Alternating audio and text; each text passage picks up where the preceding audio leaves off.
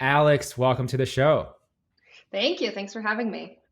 Yes, and 8 Sleep has so much buzz on all the socials, especially Twitter. And because you're leading the marketing efforts, one of the things I'm really curious about right away, just to dive in, is the evolution of the marketing side from you launch really early with Indiegogo and raise like more than $1 million to today. What has that looked like? What's that shift been like for you in the marketing side with 8 Sleep? It has been a journey. It has been a really different face of the company the last, I'd say, like maybe 3 years now. So in early 2019, when we introduced the pod, which is now our signature product, that was new technology. That was a completely different technology from what we originally launched in Indiegogo back in 2015. And so that meant a new sort of fresh opportunity for the company from a product perspective, which is always the most important piece of your marketing, right? People have to love your product. But also, we decided to reposition the brand and to really kind of hone into what's our true DNA as a company and the reason why we exist. And that meant not only a different visual identity, but how we talk about ourselves, how we define ourselves, and how we went about and build a community and a movement around this new category of sleep fitness. Yeah, and back in the early days, so in the beginning, I've listened to a few different podcasts of yours, and more recently, just re-listened to the pop episode you did as well. And in the beginning days, when you join, you decide, okay, you're going to do this thing, 8 Sleep. What did that initial kind of marketing around getting the word out about the company look like? I'm curious. It was, I think, very basic, and basic in the sense that it was just at first about understanding who could be a potential customer. And that was really challenging for us because everyone sleeps. So defining a smaller subset, like a true consumer segment that we can tackle, because you obviously as a startup, you only have so many resources to put out there to spread the word, was honestly really, really hard. And now when I look back at the process that we followed and the experience that we had in the last 3 years, I think that we went about that process in a bit of a wrong way, where we try to sort of A/B test our way into identifying the consumer segment, because the market and the opportunity was so big when everyone sleeps. We said, well, let's put together all these different creatives and all these different positioning lines for our product, and let's see how people react, and like run a bunch of Facebook ads, drive people to these different landing pages and see what happens. And still very costly, still takes a lot of time, and it's not perfect. And at the end of the day, in the case of 8 Sleep, when we have such an immense amount of people, I mean, everyone in the world that we could serve with our products one day, we just had to decide at some point and say, well, this is the person we are building for today, because this is the person who is finding the most benefit in our products, and who we also connect the best from the perspective of the company mission. And the company mission is just part of our DNA. We can't get rid of that. We can't change it just to fit all these different people at different times. That's who we are. And so we are very focused right now on people who find themselves, identifying themselves in what we're building right now. Yeah, one thing I heard you mentioned in a different interview too is just hearing about you getting the investment from Kasla and then changing kind of the mission statement, not the mission statement, but like the branding around 8 Sleep and that evolution. How do you go through listening to your own intuition and insights you're seeing, and always having outside perspectives from investors and everyone else around, like, what maybe you should be doing? How did you go through it at that time? And obviously, it's a pretty influential person that you got that information from. So I'm curious to how you like have gone through that though with the company. Yeah, I honestly think we have been very lucky over time, both to have investors that have guided us without telling us what to do, right? They don't give us the answer. They guide us and say, well, maybe you should be thinking about doing this, exploring this, thinking about solving this problem. So that's been very helpful. And also advisors, fellow founders that are very generous in sharing that knowledge and that experience in that same way. And so, what that has meant is that we've taken that feedback and then looked back into ourselves and said, well, what does this mean for our company?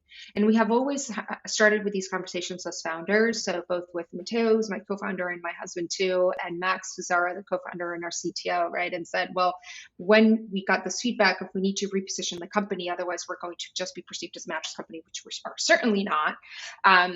It's like an aha moment where you say, okay, what does that mean? What do we have to do differently, and how do we do it successfully? And what happened at that time was connecting first with other founders that had had to do a similar exercise. Because what you realize very quickly when you talk to other people that have been through a similar experience or who have not done it successfully and their businesses ended up being kind of just cornered into something that they were not, is that there is a lot of listening to yourself in those moments. That's when the founder energy really comes through of saying, well, let's go back to the early days and why we started this and what is really the reason why all three of us have committed our life to doing this. It's not a business. It's not a company that you build and sell in 5 years. This is a life's mission. And so why and who do we want to build it for and where do we think our technology can take us? And we had this memo that probably you heard me talk about in some other interviews that we had written, which is a memo that we shared ahead of the investment from Coastal Ventures. And that memo defined our technology roadmap. And that was a visionary memo, right? We don't know still to this day for sure if we'll be able to execute on all of it, but it's still the North Star for the business from an innovation perspective. So when we thought about the brand, we went back to that same memo and said, well, this is what we want to build. We don't know if it'll be possible, but if this is what we want and why we are here, then how does this translate into the brand and the positioning that we need to have in the market? And so we tied those two together. And it became very clear that we needed to build our own category because the technology that we were defining in that memo and all of that innovation wouldn't fit in any existing product category out there. Yeah, and I remember from talking to Matteo before, him saying like the amount of time that went into developing the product, and it's like a couple of years of R&D, and like it's so much to go through to create a brand new category with what you guys have done, which is amazing. And the branding and marketing around that too, and like telling that story around it so people understand what you're building and even the much bigger vision for it as well. And one of the things I'm curious about too is just as your company with COVID hitting, obviously, there's a couple of different things on the Eight Sleep side of things. One, I'm curious about the manufacturing, that side of it with supply chain issues, everything. And two, remote work with remote teams being the norm now for a lot of companies. Let's start with that and the remote work side of things. How has that your company operated within that environment? Yeah, I would say, from the perspective of just what I experience as a leader of the growth and marketing team and the feedback we've gotten from our team is that people in our team really enjoy it. Is it perfect all the time? No, just like it's not perfect when you have to go to the office every day, right? Yeah. So it's a part of just a new routine that we've built over the last couple of years. Where we have benefited a lot as an organization is the ability to bring talent no matter where they're based. We used to be based in New York City, which is an amazing place to hire talent, but we also were missing out on talent that maybe was based in Silicon Valley, in places where more traditional hardware companies tended to be based. And now we've built pockets of teams everywhere with everyone working from home. And that has been amazing to elevate the level of talent in the team, which has benefited all of us, even those of us that have been here for a while, and even the world. We've hired people in a few other countries as well. What we do in order to make sure that we all keep moving together in the same direction is, because we're a mission driven company, making sure every single week when we have our company all hands, when the entire organization gets together, start by reminding everyone what the mission of the company is and sharing a story of how that mission is coming to life. We tend to pull from all of those amazing things that our community shares on Twitter and social Oh, media, yes. emails that they send us, and we highlight those stories and say, look at how our product, our innovation, our customer service is impacting people's lives.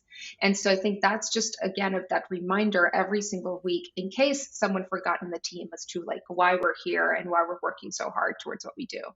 Yeah, and then going back to just the environment with supply chain issues and everything, I know it's you're focused more on the branding, marketing, other aspects there, but as a company, seeing those issues and people struggling all with that, like how has that gone and how have you messaged that maybe? Because I know we're thinking of things from like a customer service perspective of how you kind of message that to people, it's going to be delayed. And I know a lot of brands, people talking on Twitter about different brands being so delayed with their products. For Eight Sleep, how has that gone? Have you thought about that from the branding messaging too around that too? There have been different phases as well with that over the last couple of years. There have been phases in which some of our SKUs maybe have been a little bit more delayed. We haven't ever been out of stock, which has been great. I think our team has done a tremendous job there. But the messaging part, what has always been very clear to us is that we need to be super transparent. So from the moment that you're purchasing can we give you the most up-to-date information as to what's the expectation for shipping? And it's never going to be perfect. There's always going to be cases in which we're going to have to, unfortunately, connect with you and say, hey, it's delayed, and this is why. And we try to make up for it as much as possible. And we try to hear everyone and their complaints, or their kind messages in that regards. But the transparency from the moment, like, we're not going to take your order and tell you it's going to ship in 2 days and then it's going to be 2 months, right? So that is number one. The second was really staffing up on our customer support team. That was another challenge for a little while last year, as we were really starting to scale in revenue, and you're servicing so many more members, that we had to staff up. And probably by now we're more than double the size of our CX team than what we had last year. And the team has done a tremendous job at also managing more channels. So making ourselves available in more communication channels for our members or people who are considering buying. So chat, phone calls, emails. We also instituted demos, so you can get into a live demo or book a virtual demo to get to understand the product with someone. And so making ourselves more available. And then more recently, as we expanded to new regions, we expanded to the UK, we expanded to 6 countries in Europe, expanding the hours of operations for our CX team as well. So all of that is the best way to not just mitigate in moments when the supply chain may get a little iffy and things may get delayed, but also get ahead of it in case that we go through any period like that, which is not our case right now. We're fully in stock. Then at least we have the team to outbound as soon as possible and be proactive, and also manage the inbound of questions and complaints at times as well. What does it look like for you on the growth of different markets in terms of how you go about that, launching into different markets, spreading the word about that, letting people know? What does it look like for you guys there at 8 Sleep? Yeah, it's a new challenge, and HANA has to be the challenge of 2021, and it's going to be a bigger one next year as we look to really grow these markets. But we approach them very similar to what we're doing in the US. And what we look for when we think about how do we build an audience for 8 Sleep is, first and foremost, we need to create knowledge about our category and sleep fitness as a movement.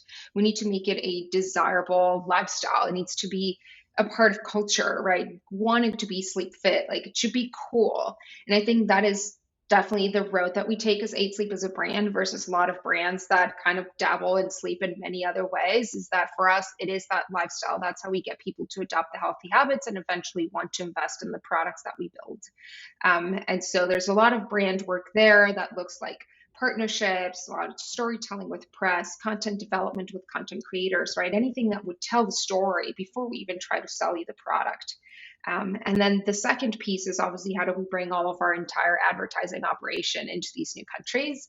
That happens a little bit more slowly than the work that you can do with content creators. There's a lot of localization of languages that we're going through now with the new countries in Europe, and that builds over time. I think for us, it was at first more about operationally getting a lot of these markets up and running and starting to build the brand equity. And then we're super confident that these markets are going to scale really well as we actually start putting the dollars in advertising. Yeah, and one thing too, I know you mentioned there already partnerships. You have partnerships with like Barry's, for instance, like the preferred sleep partner there. You have a number of them across like different categories and specific influencers. What do you look for from that in terms of how you strategically go about partnering with different organizations or even different, influencers specifically? Like, how do you go about that? What's your process for that? Because it seems like you've done a great job with that. Everyone seems to be talking about It's Sleep, but from your perspective, like, how have you gone about actually executing on that? Yeah, the first thing that we think about with the partnerships is that we want the partnerships to tell a story. It's always back to that storytelling when you're really focused on building that brand. And so we think, for instance, with our athlete partners, about each of their stories and what are they great at and what sports should they operate in, and how can 8 Sleep actually help them, or maybe has already helped them, because some of them, like Justin Medeiros, has been using the product for a while, even before we actually worked officially together. And so what is the story that we can tell there, and how is that relevant to our audience, and how is that relevant towards the story we're telling about the brand over time?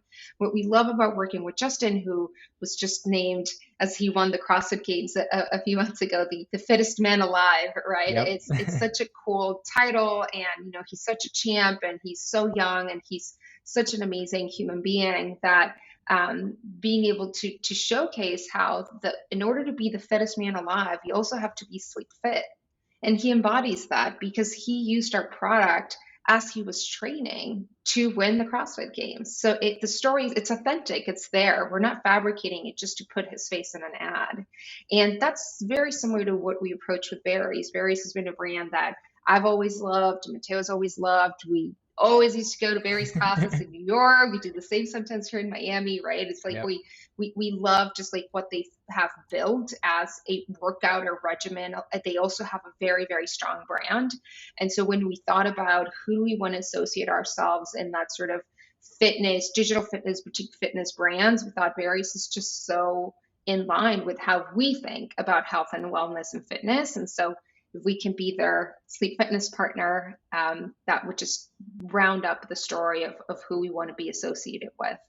And how we specifically, like, more in practical terms, go about it is honestly a lot of these things happen organically because of product usage, which is so amazing. Yeah. And then, like I mentioned, Justin Medeiros was using the product, and we had developed a relationship with his manager because he has a bunch of other athletes he works with who also use the product. And similar with Barry's, there's people on their team who use the product, and I think that's what's so amazing when you build a consumer product is that from our own community, there are so many business owners and people building amazing things and athletes, and so it becomes very organic.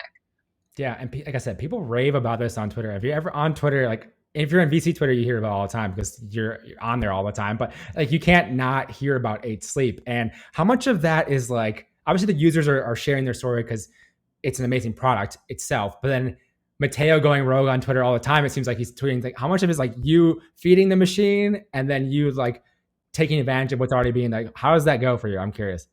No, we don't feed the machine nowadays. And Bill was just telling me earlier, he's like, I feel I'm doing a terrible job at Twitter. I'm not spending enough time there. I was like, well, I mean, you were building a business, right? There's not so much time we can spend there. Obviously, Yeah. he looks at, and I look as well at everything like where the company gets mentioned. It's Yeah. part of our jobs. We want to be responsive, and sometimes there's our customer service team that will jump on, but most of the times it's him, and that's part of our brand too. This company was built because of his own problems, his own vision, his own ideas of where sleep should go. And so we're very human brand in that respect. Early on when we started engaging on Twitter, it was very very different, right? Like we didn't have much of an audience as individuals or as a brand. We were not really leveraging the platform. And it was actually Delian, one of our investors, who said, you guys need to get on Twitter. I think we really love engaging with you Props to there. Delian. So all credit to him. And it started, how it really started building up was actually with those initial people like Delian who were talking about us or the product because they were very, very, very early users, meaning they got alpha beta units of the pod way before anyone else did, like years before these things got out to the public. And so that is what I would recommend to anyone who's kind of looking to build that sort of audience, is that sometimes you need the nudge from someone else who may have a little bit more of a reach, who can seed you into the audience, and that will add a little bit of that legitimacy that you need in order for people to pay attention.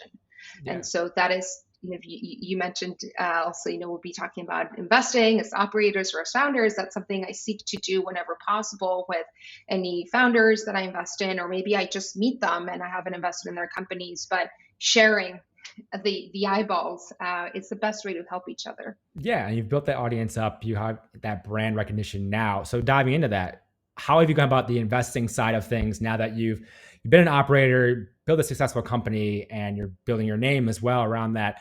What does the investing side of what you do, Alex, look like now? Yeah, it's small. I don't do tons of it. I still spend 110% of my time building 8 Sleep. But a few years ago, maybe now like 2 to 3 years ago, I had the opportunity to become a scout at a scout fund called Clio Capital, started by my friend Sarah Kuntz, who's amazing. And that's how I do most of my investing. And sometimes I'll do it directly as an angel, or sometimes, with Mateo, who does a lot of investing as well. But what I'd like to focus on is companies in health and wellness, just because that's where I spend most of my time, or at times companies that also have some sort of like hard work component to it, because that's another business that I know. Very much is I stay within consumer companies, because the expertise I can really lend to companies is how do you build your brand, how do you position your business, how do you market, how do you acquire customers. And so I really love to partner with companies that are in that space. So I've been fortunate enough to invest in companies like Routine, that's focusing on personalized nutrition and levels, that's doing metabolic fitness, and then very different companies like Bottomless that does a hardware powered intelligent subscription for coffee. And now that they're going to be doing some interesting things there, expanding as well. And so there's a few others, but there haven't been a lot. But most importantly for me is companies that are very connected to the space I'm in. So we end up doing really fun things sometimes together, right? I'll get a chance to work with these other founders that I'm invested in, to learn from them as well. We exchange a lot of knowledge, and so it becomes more than an investment. We become like a community. Yeah, and we have a lot of like operator investors now in our Vitalize Angels community, which has been interesting the last few months as we've launched this and got into the market and seen the reactions from people. And people are really interested. A lot of operators are interested who maybe haven't started angel investing before.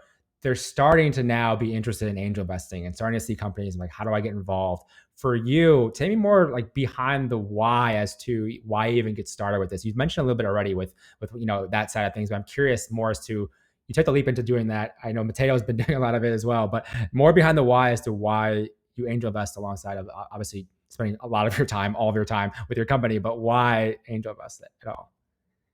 Yeah, honestly, it was a little bit of a push from my friend Sarah, who I mentioned started Clear Capital a few years ago, and she's always been such a huge advocate for, your financial independence and how you build your wealth, and particularly in our industry as women. Like every time I talk to her, she's always given me tons of nuggets and advice on how to think about that. Like even as a founder, right, your own position and wealth creation, and how do you reinvest that into the ecosystem as well. And so I think that initial conversation where she invited me to be a part of this really made me think, okay, maybe I don't have a lot of time to do this, but I think it's time to start because it's a journey and you will learn a lot. And maybe the first times you don't know, even though you've been in the position where you're asking for investment, it's Yeah. very different to then turn the tables and judge the company and like, are you making the right questions? Are you thinking about it the right way? Yeah. Like, why are you deciding to invest? Are you just following, or are you investing out of conviction, right? There's so many of those things that come into play. But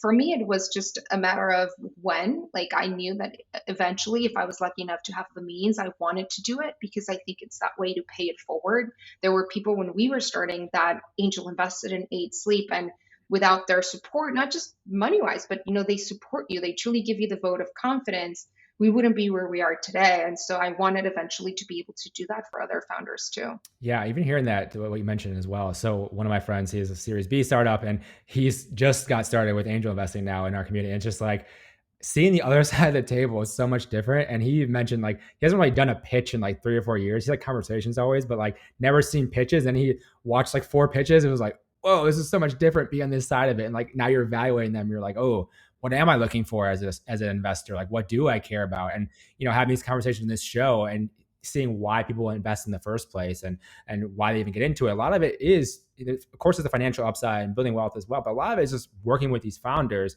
and wanting to help in some capacity, wanting to be around them and build that relationships with people. And it can be such a fun thing to do. And as I've started to get into it as well, and like I know our first investment of our angel group was a podcast guest of mine. So like to have that full circle of like I interview her on the show, then we do an angel investment in her company. That's amazing. Like I think that's incredible to help support her business. And for you then, so you've done angel investing a little bit.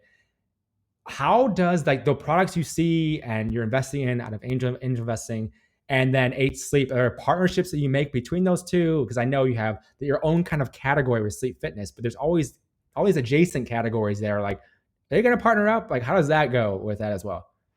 Yeah, no, we do a lot of that, and it was actually one of the other ideas that Sarah early on gave me when I started bringing some of these companies to invest in the fund as a scout. Is, oh, she said, well, some of these companies are so complementary to what you guys are doing at Eight Sleep. You should think about really doing things together. And we've been doing a lot of that. And one of the companies that I invested in through Clear Capital is Levels. And so very early on, when I had the first conversation with the team there, and they told me about metabolic fitness, and I'm like, well, we're doing sleep fitness, like we are so complementary. And so yeah, we do a lot of things on content together, on how we tell our stories together.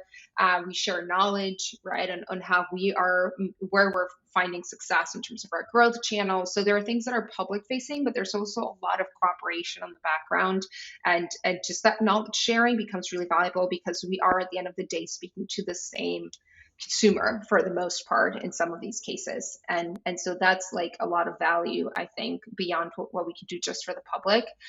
With routine, we're working on some stuff now, actually, that is coming out in the next few days, with some Yes. NFT projects. And so there's a lot of just, yeah, fun things that whenever possible, if the timelines fit for the companies, we'll find a way to be a part of it. Yeah, I love that. I see so much potential, even like seeing a graphic of your category and other categories. And I've interviewed someone from Levels too, and just like it makes so much sense for being the same consumer and helping them. They're already interested in this. It's like 8 Sleep should for sure partner with them as well. And where is the best place for people to connect with you, learn more about 8 Sleep as well if they'd like to?